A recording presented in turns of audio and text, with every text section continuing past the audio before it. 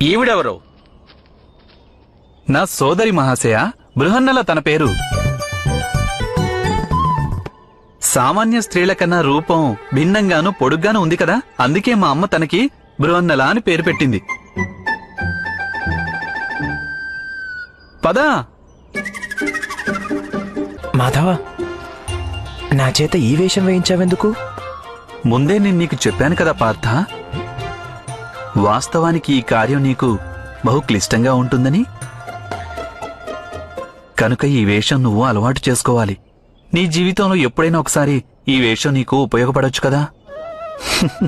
అందుకే పేరు కూడా బృహన్నల.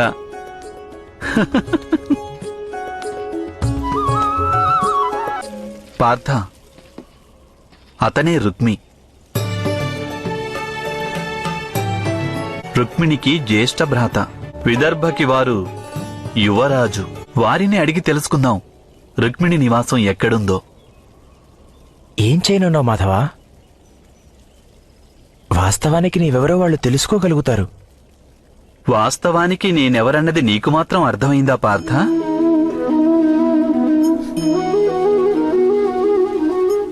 ఇక వారికేం తెలుస్తుంది? పట్టుకో.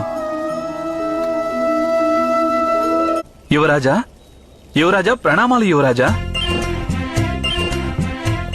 కళ్యాణమస్తు. ఎవరు నీవు? ఓ, ఇటివు.